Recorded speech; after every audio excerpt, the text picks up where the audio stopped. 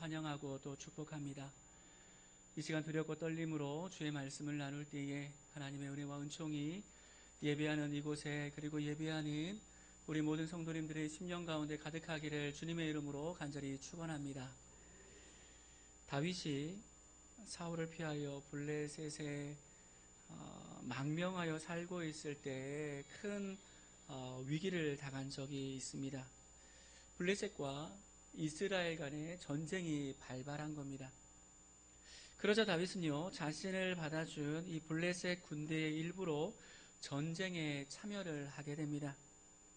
비록 사울 왕이 자신을 죽이려고 했지만 그래도 자신의 민족에게 칼끝을 겨누어야 한다는 것은 결코 쉬운 일이 아닙니다. 어려운 일이죠. 엄청난 결단 또한 필요했던 그러한 일입니다. 그런데 다행스럽게도 다른 블레셋 장군들이 다윗이 자신들과 함께 이 이스라엘과의 전쟁에 참전하는 것을 거부하게 됩니다. 왕에게 우리는 다윗과 함께 할 수 없다라고 이야기합니다. 이유는 명확합니다. 만약 이스라엘과 우리 블레셋이 싸우다가 이 다윗이 사울 왕편에 서게 되면 우리가 너무나도 큰 어려움에 당할 수 있다라는 그러한 이유였습니다. 그래서 다윗은요, 다행히도 자신의 조국과의 전쟁에 참여하지 않고 자신의 거주지인 이 시글락 성으로 돌아오게 됩니다. 그런데요, 시글락 성으로 돌아오니까 성은 불탔습니다. 그리고 자신의 모든 재물은 다 사라졌고 뿐만이 아니라 자기의 모든 식솔들까지, 여자며 아이들까지 모든 사람들이 다 사라져버리고 말았습니다. 다윗은요, 다윗과 그 군사들이 자리를 비운 틈에 아말렉 군사가 쳐들어온 겁니다. 그러면서 시글락 성을 불태우고 모든 것을 다 사로잡아 가버린 거지요.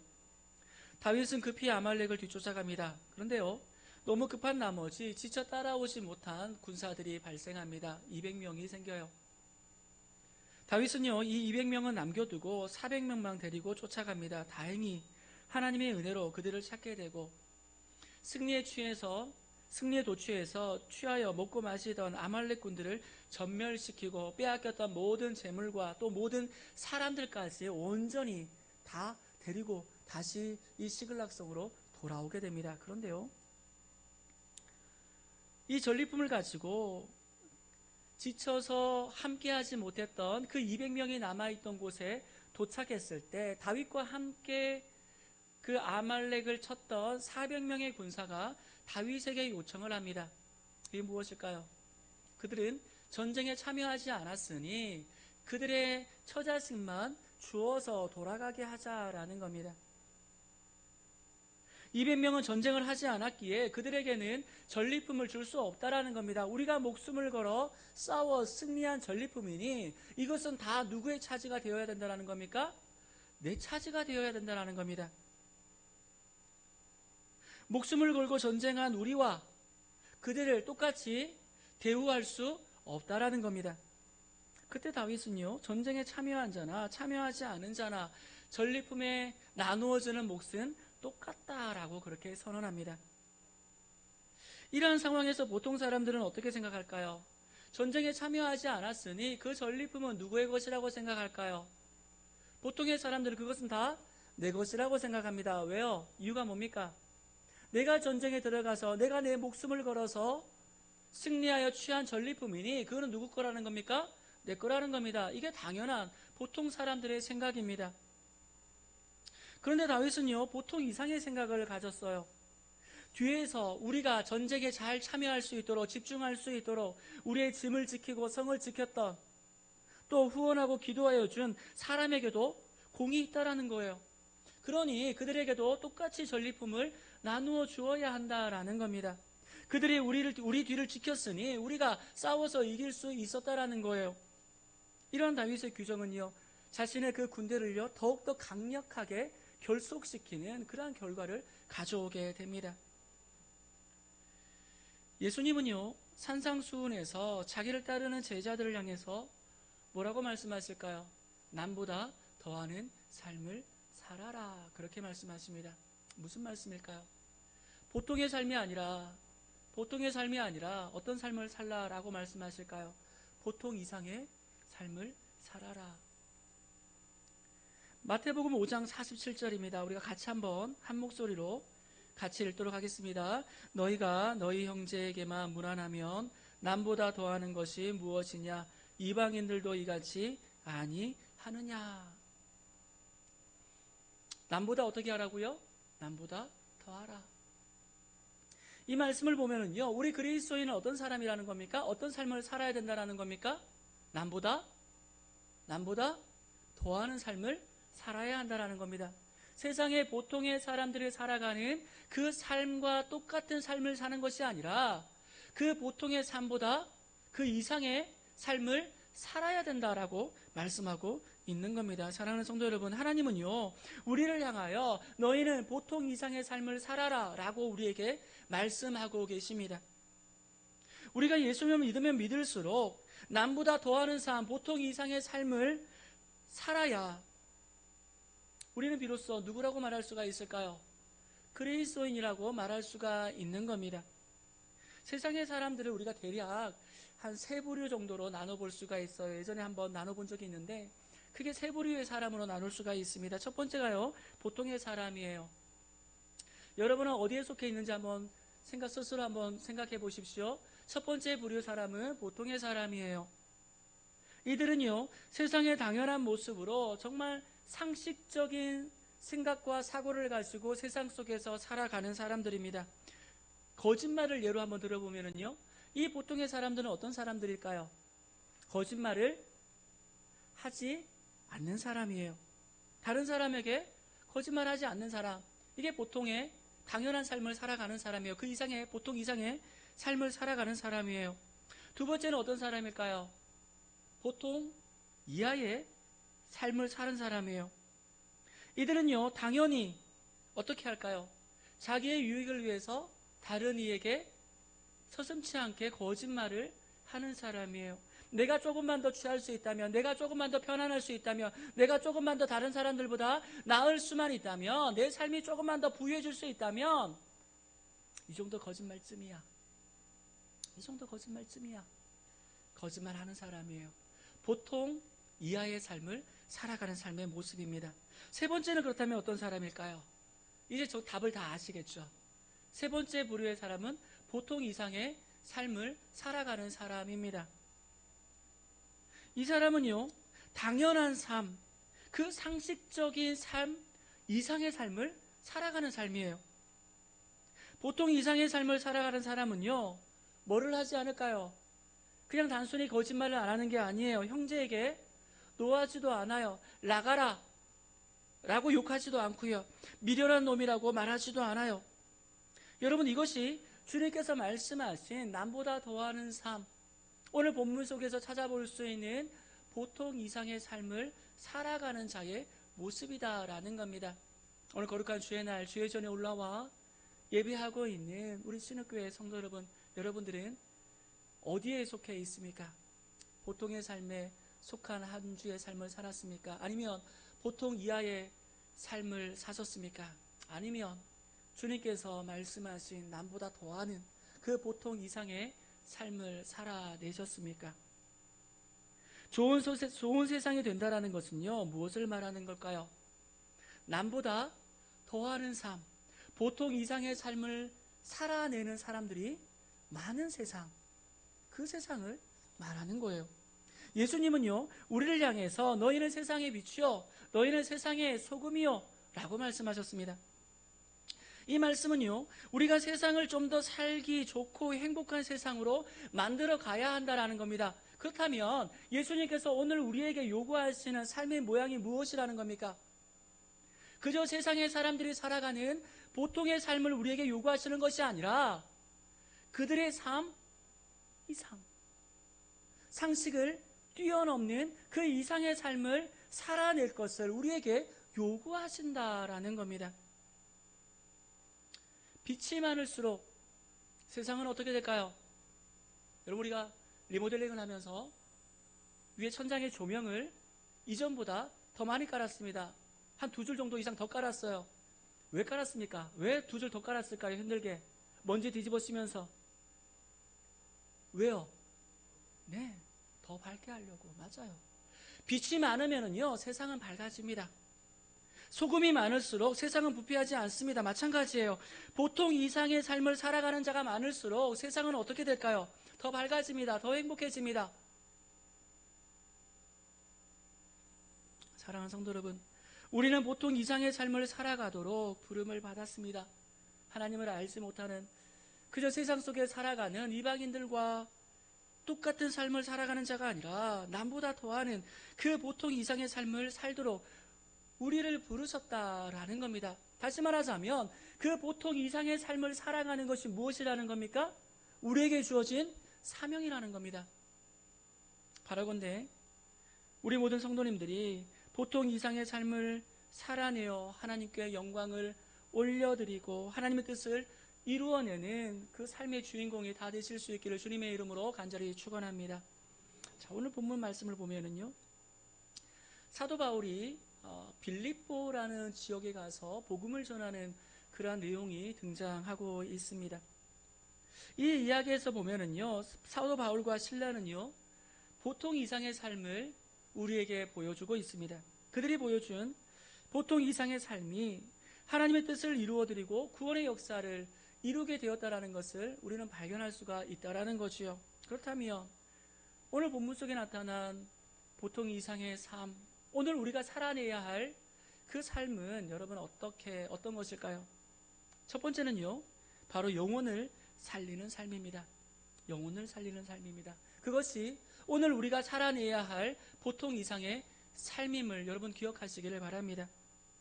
바울과 실라가 성령의 인도하심을 따라서 빌립보 지역에 도착했습니다. 그런데 이 빌립보 지역은요, 헬라인들, 로마인들이 살았던, 즉 이방인의 도시였습니다. 그렇기에 이 땅에는 무엇이 없었을까요? 유대인의 회당이 없었습니다. 왜요? 유대인이 아직 이 땅에 살지 않았기 때문에. 빌립보 지역에는요, 빌립보라는 도시에는 유대인 회당이 없었습니다. 주로 사도 바울이 복음을 전할 때 어느 한 도시로 지역으로 가게 되면 가장 먼저 찾았던 곳이 어디냐면 유대인의 회당이에요. 왜요? 유대인의 회당에 누가 모입니까? 어렵지 않아요. 유대인의 회당에 누가 모일까요? 그렇죠. 유대인의 회당에 누가 모입니까? 유대인이 모여요. 유대인은 누구를 알고 있습니까? 하나님이라는 존재를 알고 있어요. 하나님을 알고 있어요.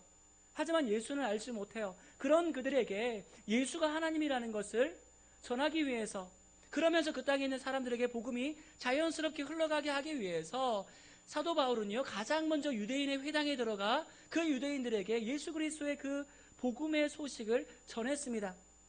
그런데 이 빌립보 지역에는 뭐가 없다고요? 유대인의 회당이 없어요. 그래서 복음을 전할 길이 막연합니다. 어떻게 해야 될까? 여러분, 보통 이런 상황이 되면 보통의 사람들은 어떻게 할까요? 제일 먼저 떠오르는 생각이 뭘까요? 다른 지역으로 가자. 다른 지역으로 가자. 왜요? 뭐가 있는 곳으로요? 유대인의 회당에 있는 곳으로 가자라고 생각할 것 같아요. 아니면 이 땅은 더 이상 하나님께서 나에게 주신 그러한 땅이 아니구나 라고 그 땅을 아마 포기했을 것 같아요.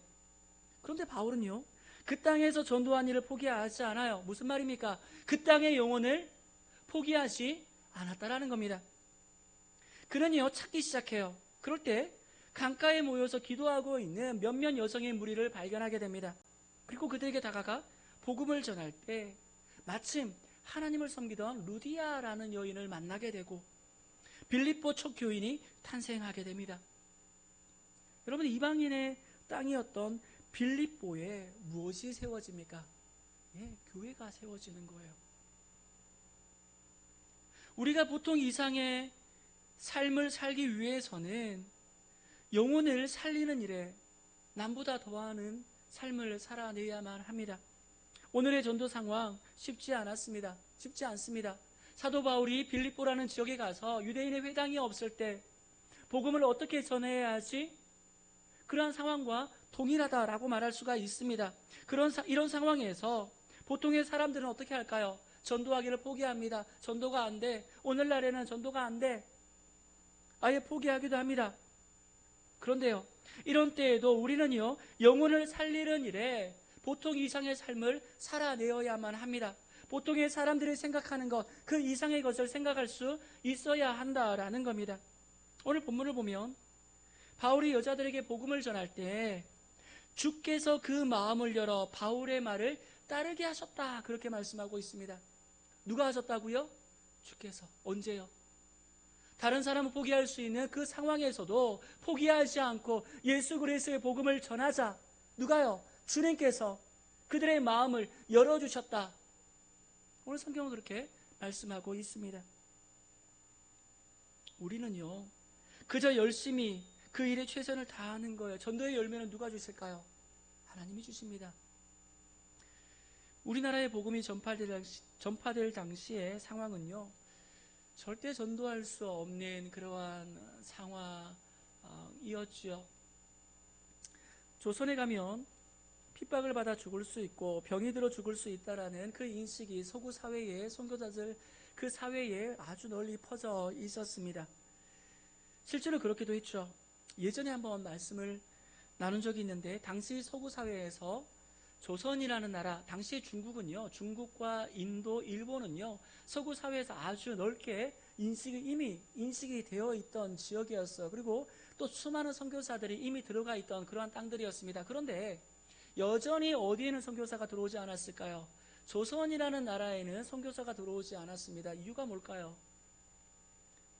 그들 생각에 그들 사회에서의 조선이라는 나라의 인식이 너무나도 안 좋았기 때문에 그래요. 조선은 어떤 나라라고 생각했을까요? 아주 미개한 나라, 여전히 식인이 자행되어지고 있는 나라, 동물들과 똑같은 삶을 살고 있는 그러한 나라라고 여겨졌어요. 그래서 복음이 들어가 봤자 그들은 이 복음에 대해서 전혀 이해할 수도 없고 받아들일 수도 없을 거라고 그렇게 생각했어요. 들어가 봤자 헛일이라고 생각했어요. 그래서 조선이라는 나라에 복음이 쉽게 들어오지 못했어요. 그런데요, 이 조선이라는 나라에 대한 소식을 들었던 누구요? 보통 이상의 그 수많은 선교사들 중에서 보통 이상의 마음을 가졌던 그 선교사들이 죽음을 각오하고 이 땅에 들어왔습니다. 그들의 헌신으로 여러분, 우리가 복음을 알게 되었고 우리가 구원을 받게 되었습니다. 우리 신학교회가 세워진 지 이제 곧 100년입니다. 100년 전 이 땅에 교회가 세워지기가 쉬웠을까요? 그렇지 않아요, 여러분. 영혼을 사랑하는 마음이 없었으면 이 땅에는 결코 교회가 세워지지 않았을 겁니다. 보통 이상의 삶을 살았던 선교사들과 보통 이상의 삶을 살았던 믿음의 선조들의 그 헌신과 희생이 있었기에 오늘 우리가 이렇게 편하게 여러분 예배할 수가 있는 겁니다. 이런 은혜 속에서 성장한 한국교회는요, 이 은혜를 갚기 위해서라도 영혼을 구령하는 일에 여러분 남보다 더하고자 발버둥 쳐야만 합니다. 2026년 이해의 첫 달을 지금 우리가 보내고 있습니다. 하나님께서 우리에게 새해를 주신 것은요, 분명한 목적이 있습니다. 무엇이겠습니까? 영혼을 구령하는 겁니다. 바라건대 영혼을 구령하는 열심을 내는 데에 보통 이상의 삶을 살아내는 하나님의 사람들이 다 되실 수 있기를 주님의 이름으로 간절히 축원합니다. 두 번째로요, 우리는 기도하고 찬송하는 일에 남보다 더하는 보통 이상의 삶을 살아내야만 합니다. 자, 19절에서 22절입니다. 조금 길지만 우리 한 절씩 교독하도록 하겠습니다. 19절에서 22절입니다. 요정의 주인들은 자기 수익의 소망이 끊어진 것을 보고 바울과 실라를 붙잡아 장터로 관리들에게 끌어갔다가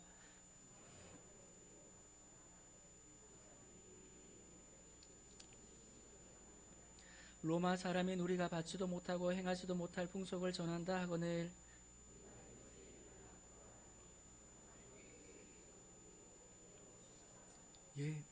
바울과 실라가 그 땅에 들어갔을 때 귀신 들린 요정을 고쳐주자 요정은요 더 이상 점을 치지 않아요. 그를 통해서 돈벌이를 하던 주인들이 가만히 있겠습니까? 노발대발하겠죠. 바울과 실라를 고발합니다. 해당되지도 않는 죄목을 붙여서 고발하고요, 또 그 고발을 받은 상관들은요 옷을 벗기고 매를 칩니다. 착고를 채워 깊은 감옥에 가두게 합니다. 자, 이런 상황이 되면 보통의 사람들은 어떻게 할까요? 지금 사도 바울과 실라가 빌립보에 온 이유가 무엇입니까? 복음을 전하기 위해서입니다. 하나님의 나라를 확장하기 위해서입니다. 그런데 말도 되지 않는 일로 인해서 매를 맞고 감옥에 갇히게 됩니다. 보통의 사람이라면 이런 상황 속에서 어떻게 생각할까요? 하나님 왜 이러십니까? 내가 무슨 잘못을 했다고 이렇게 대하는 걸까? 내가 성령님의 인도하심을 받아 이곳까지 왔고 어떻게든지 전도하려고 했는데 그 결과가 이것인가? 아마 이렇게 생각했을 것 같아요. 100번 양보하여 불평하지 않고 원망하지 않는다 해도 절대 무엇을 할 수 없는 상황일까요? 하나님께 찬송하고 기도할 수 없는 상황이라는 거예요. 그런데 바울과 실라는요, 그 상황에서 무엇을 하고 있을까요? 무엇을 하고 있을까요? 여러분, 감옥에서 무엇을 했습니까? 하나님을 찬송했습니다. 하나님께 기도했습니다.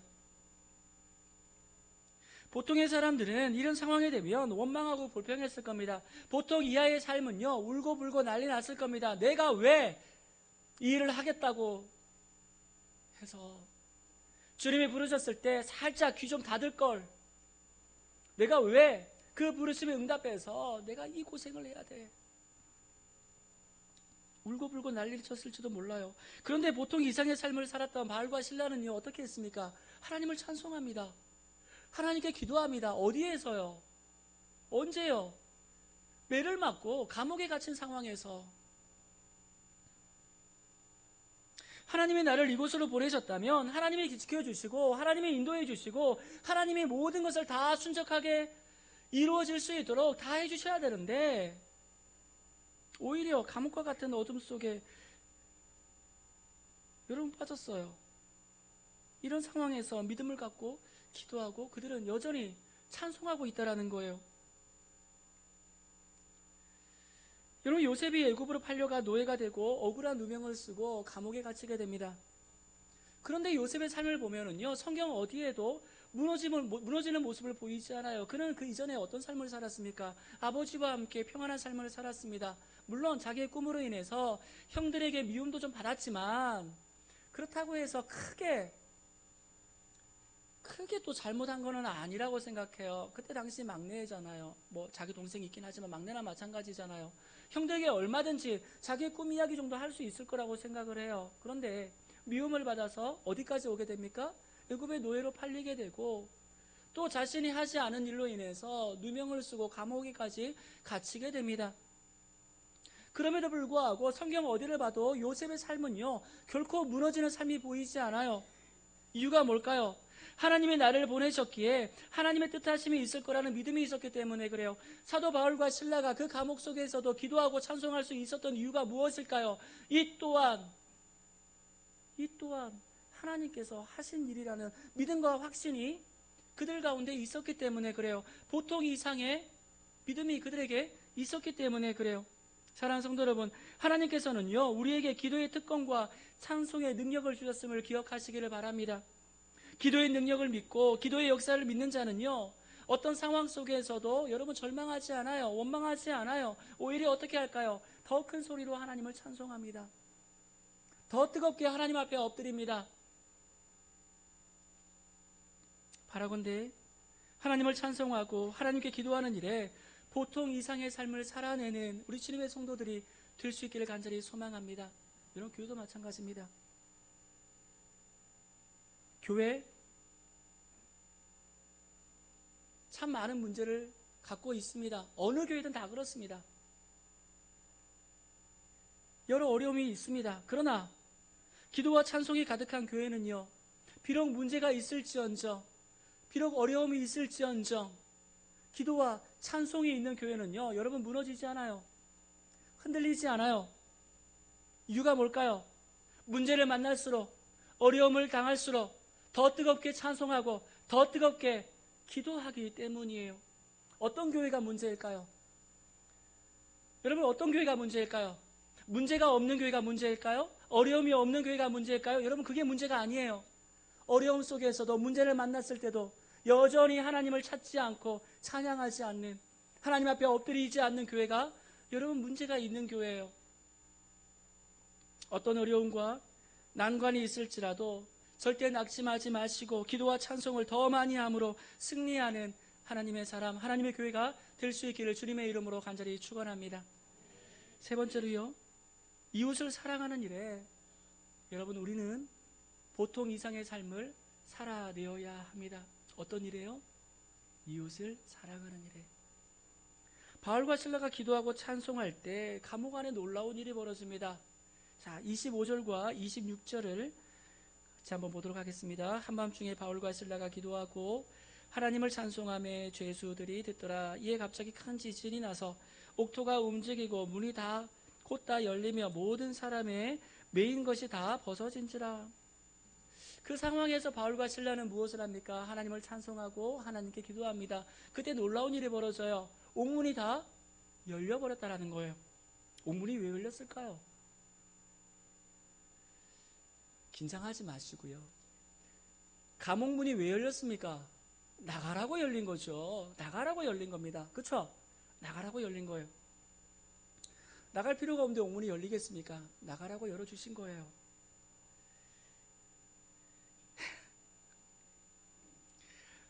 여러분, 그때 어떤 일이 벌어질까요?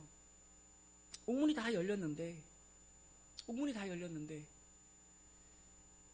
간수가 그 옥문을 보고는 큰일 났다고 생각했어요.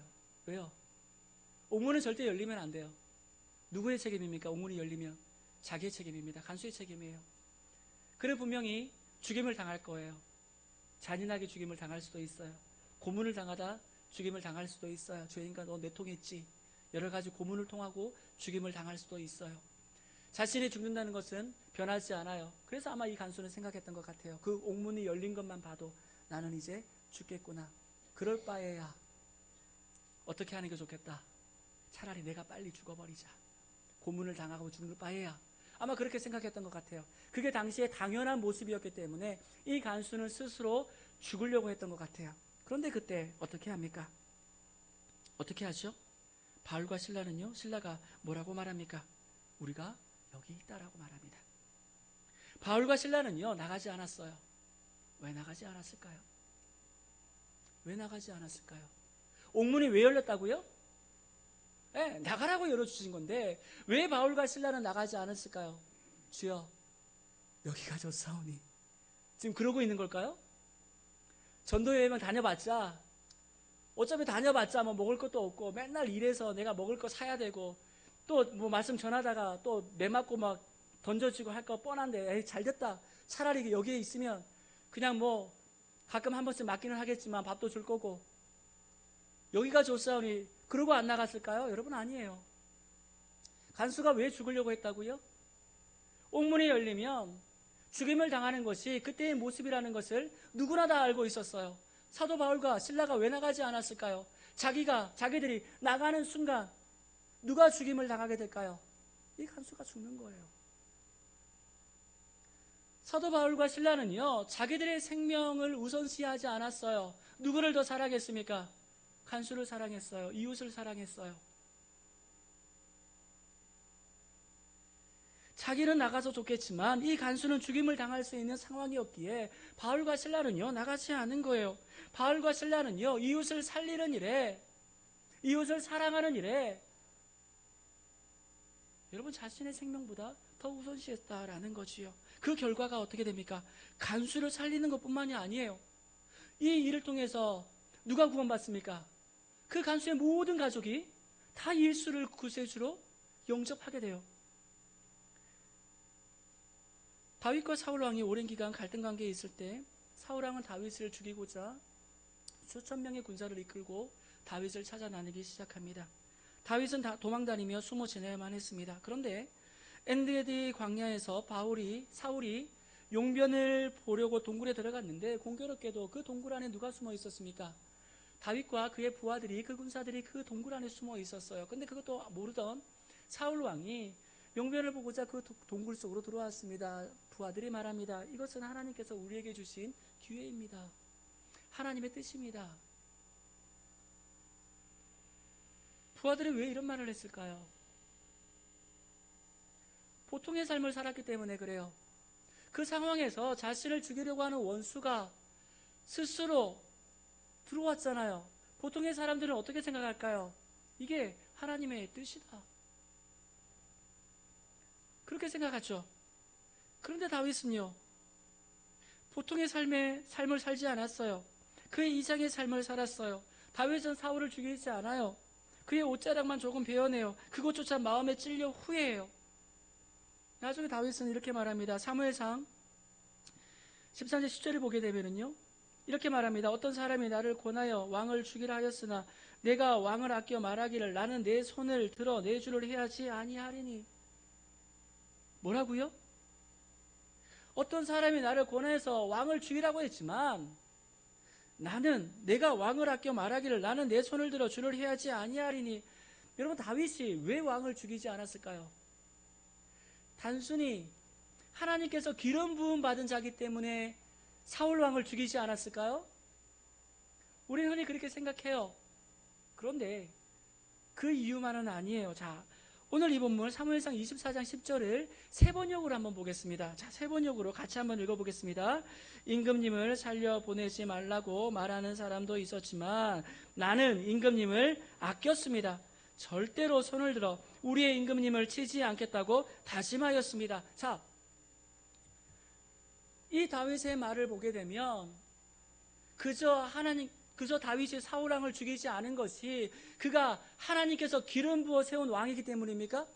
그렇지 않다라는 것을 우리가 알 수가 있어요. 다윗은 자신을 죽이려고 했던 그 사울 왕을 어떻게 했다고요? 세번역 성경이 뭐라고 말하고 있습니까? 어떻게 했다고요? 아꼈다고요. 원수를 아낄 수 있습니까? 내가 미워하는 사람을 아낄 수 있습니까? 우리가 언제 아낍니까? 좋아할 때 아낍니다. 귀할 때 아낍니다. 소중할 때 아낍니다. 내가 사랑하니까 아낍니다. 다윗은 어떻게 했다고요? 자신을 죽이고자 그렇게 자신을 찾아다니고 힘겹게 했지만 다윗은요, 그를 어떻게 했다고요? 사랑했다라는 겁니다.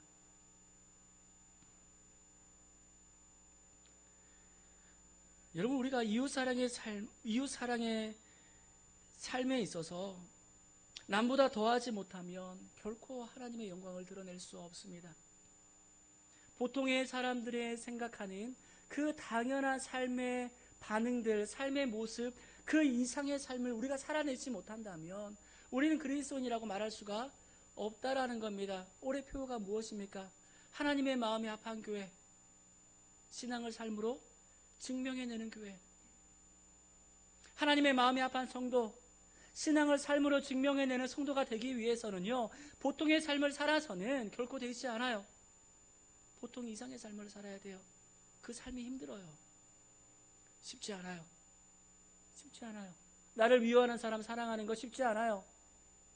그런데요, 그 쉽지 않은 것을 내가 해내어야 하나님의 마음에 합한 자가 될 수가 있는 거예요. 신앙을 삶으로 증명해내는 자가 될 수 있다라는 겁니다. 간수가 그렇게 했을 때 간수는요, 어떻게 했습니까? 무서워 떨었죠. 바울과 실라 앞에 무릎을 꿇습니다. 왜요? 이들이 어떠니까? 이들이 과연 누구일까? 어떤 사람이기에 이런 모습을 보일 수 있을까? 여러분, 사람에게 감동을 줄 수 있는 것은요, 아무나 할 수 있는 일이 아니에요. 보통의 삶을 통해서는요, 다른 사람을 감동시킬 수 없어요. 예수 앞에 무릎 꿇게 할 수 없다라는 겁니다. 선생이여, 내가 어떻게 해야 구원을 받을 수 있으리까? 우리에게 말하지 않는다라는 거예요. 언제요? 우리가 보통 이상의 삶을 살아갈 때 그들은요, 오늘 간수가 사도 바울과 실라 앞에 무릎을 꿇고 선생이여, 우리가 어떻게 해야 구원을 받을 수 있을까요? 말했던 것처럼 우리가 남보다 더하는 삶, 보통 이상의 삶을 살아낼 때 여러분, 세상은 비로소 주를 찾게 되는 겁니다. 예수님께서 말씀하십니다. 너희가 너희 형제에게만 무난하면 남보다 더하는 것이 무엇이냐? 사랑하는 성도 여러분, 남보다 더하는 보통 이상의 삶을 살아내십시오. 살아내어야만 합니다. 이를 통해 하나님께 영광을 돌리고 하나님의 뜻을 이루어드리는 하나님의 사람이 우리 신옥교회가 다 될 수 있기를 주님의 이름으로 간절히 축원합니다. 기도하겠습니다. 사랑과 은혜가 충만하신 하나님 아버지, 오늘 이 시간 말씀 앞에 우리를 불러주심에 감사를 드립니다.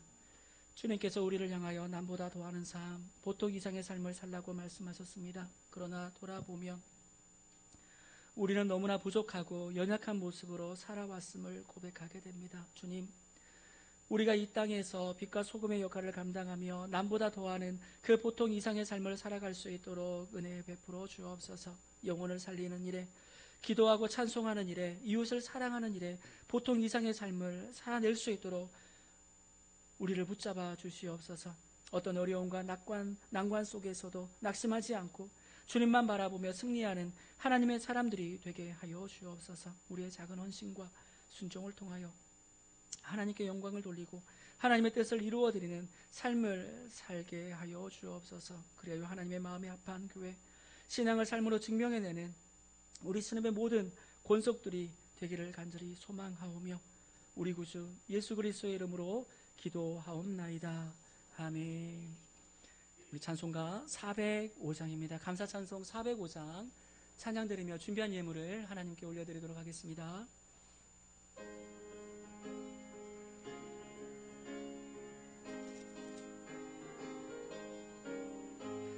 주의 친절한 발에 안기 세우리 마음이 평안하리니 항상 기쁘고 복이 되겠네. 영원하신 발에 안기세 주의 발에 그 크신 발에 안기세 주의 발에 영원하신 발에 안기세 날이 갈수록 주의 사랑이 두루 광명하게 비치고 천성 가는 길 편히 가리 영원하신 발에 안기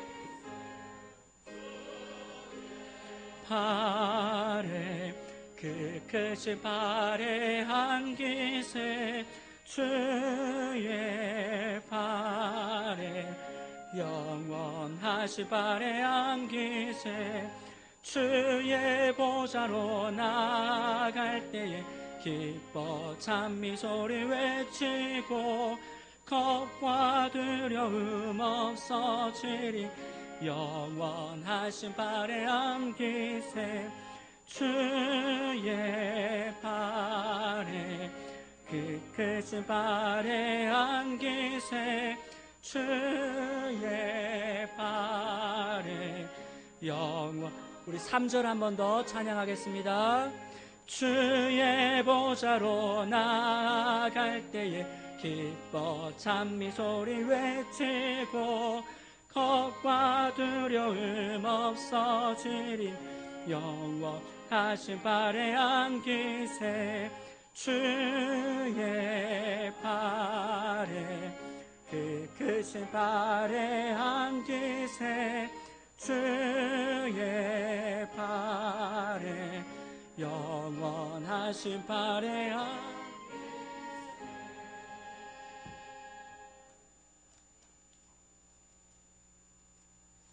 기도하겠습니다. 은혜와 자비가 풍성하신 하나님 아버지 감사합니다.